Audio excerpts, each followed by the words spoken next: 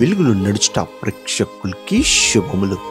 లోకపు మాట ప్రపంచాన్ని కాకుండా తనను తాను మార్చుకోవడం ప్రారంభించినప్పుడే మనిషి విజయవంతం అవుతాడు.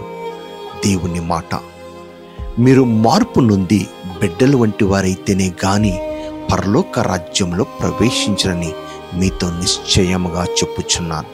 మత్తయి సువార్త 18వ అధ్యాయం 3వ వాక్యం. చిన్న ప్రార్థన.